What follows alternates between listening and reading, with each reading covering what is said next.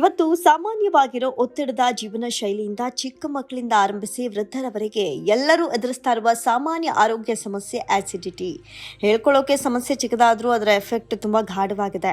ಹೀಗಾಗಿ ಜನರು ಆಸಿಡಿಟಿಗೆ ಮಾತ್ರೆ ನುಂಗಿ ಪರಿಹಾರ ಕಂಡುಕೊಳ್ಳೋ ಪ್ರಯತ್ನ ಮಾಡ್ತಾರೆ. ಆದರೆ ಇದು ಶಾಶ್ವತವಾದ ಪರಿಹಾರ ಅಲ್ಲ.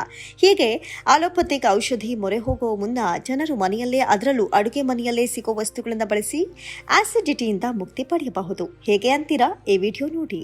ಆಸಿಡಿಟಿಗೆ ಕಾರಣ ಹಲವಿದ್ರು ಇಂದಿನ ಧಾವಂತದ ಬದುಕಿನಲ್ಲಿ ದೈಹಿಕ ಮತ್ತು ಮಾನಸಿಕ ಒತ್ತಡವೇ ಆಸಿಡಿಟಿಗೆ ಪ್ರಮುಖ ಕಾರಣ. ಇದರೊಂದಿಗೆ ಸಮಯಕ್ಕೆ ಸರಿಯಾಗಿ ಆಹಾರ ಸೇವನೆ ಮಾಡದೇ ಇರೋದು ಕೂಡ ಆಸಿಡಿಟಿಗೆ ಪ್ರಮುಖ ಕಾರಣವಾಗುತ್ತೆ.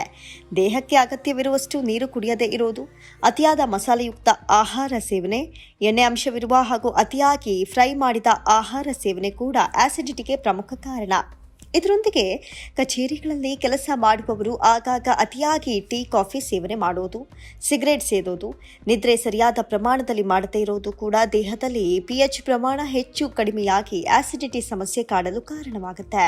ಈ ಆಸಿಡಿಟಿ ಹಲವು ಬಗೆಯ ಲಕ್ಷಣ ಹೊಂದಿದೆ. ಕೆಲವರಿಗೆ ಅತಿಯಾದ ಬೆವರುವಿಕೆ, ಆತಂಕ, ಉದ್ವೇಗ, ಸುಸ್ತು, ಸಂಕಟದ ರೂಪದಲ್ಲಿ ಕಾಣಿಸಿಕೊಂಡ್ರೆ, ಇನ್ನು ಕೆಲವರಿಗೆ ಹುಳಿತೇಗು, ಎದೆಯುರಿ, ಹೊಟ್ಟೆ ತೊಳಸುವಿಕೆ, ವಾಂತಿ ರೂಪದಲ್ಲಿ ಕಾಣಿಸಿಕೊಳ್ಳುತ್ತೆ. ಬಹುತೇಕರಲ್ಲಿ ಈ ಎಲ್ಲಾ ಲಕ್ಷಣದ ಜೊತೆಗೆ ತಲೆಸುತ್ತುವಿಕೆ, ತಲೆನೋವಿನಂತಹ ಲಕ್ಷಣಗಳು ಕಾಮನ್.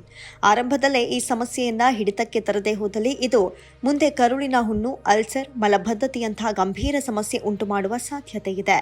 ಸಾಮಾನ್ಯವಾಗಿ ಜನರು ಆಸಿಡಿಟಿ ಉಲ್ಬಣಿಸುತ್ತಿದ್ದಂತೆ ವೈದ್ಯರ ಮೊರೆ ಹೋಗ್ತಾರೆ ಹಾಗೂ ಅಲೋಪತಿಕ್ ಔಷಧಿ ಮಾತ್ರೆಗಳನ್ನು ಸೇವಿಸಲು ಆರಂಭಿಸುತ್ತಾರೆ.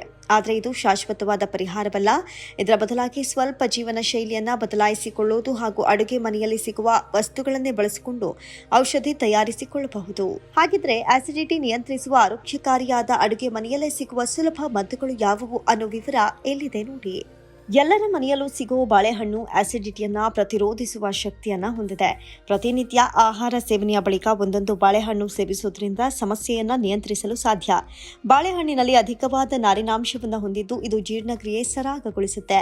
ಅದರ ಜೊತೆಗೆ ಎದೆಯುರಿ, ಮಲಬದ್ಧತೆ, ಅಜೀರ್ಣ, ಅಧಿಕ ರಕ್ತದೊತ್ತಡ, ರಕ್ತಹೀನತೆ ಸಮಸ್ಯೆಯನ್ನ ನಿವಾರಿಸುತ್ತೆ. ಇನ್ನು ಆಸಿಡಿಟಿ ಸಮಸ್ಯೆ ಇರುವುದು ಸಾಮಾನ್ಯವಾಗಿ ಹುಳಿತೇಗು ಸಮಸ್ಯೆಯಿಂದ ಬಳಲ್ತಾರೆ.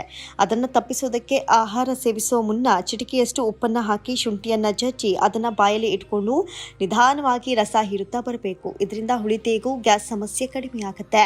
ಬೆಳಗ್ಗೆ ಖಾಲಿ ಹೊಟ್ಟೆಯಲ್ಲಿ ಕೆಲ ತುಳಸಿ ಎಲೆಗಳನ್ನು ಆಯ್ದುಕೊಂಡು ಅವುಗಳನ್ನು ಬಾಯಲ್ಲಿಟ್ಟುಕೊಂಡು ಅಗಿಯುತ್ತಾ ಅದರ ರಸವನ್ನು ನುಂಗುತ್ತಾ ಬರಬೇಕು.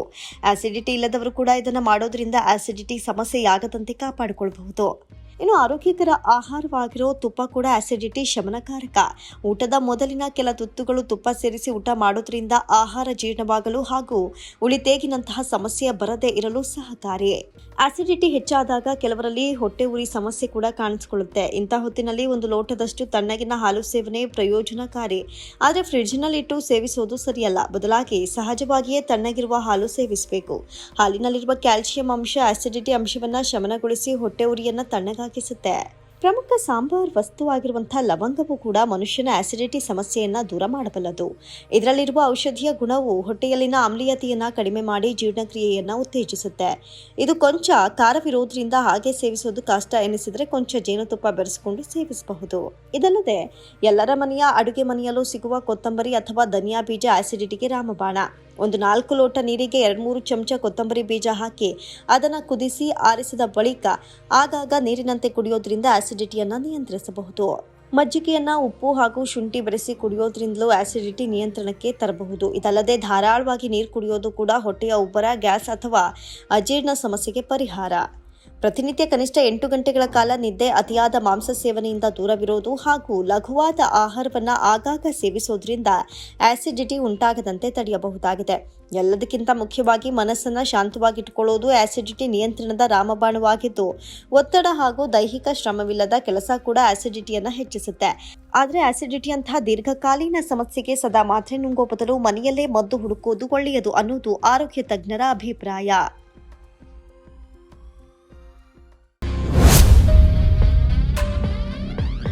ಲೈಕ್ ಮಾಡಿ, ಶೇರ್ ಮಾಡಿ, ಸಬ್ಸ್ಕ್ರೈಬ್ ಮಾಡಿ. ನೋಡ್ತಾ ಇರಿ ರಿಯಲ್ ಬೆಂಗಳೂರು.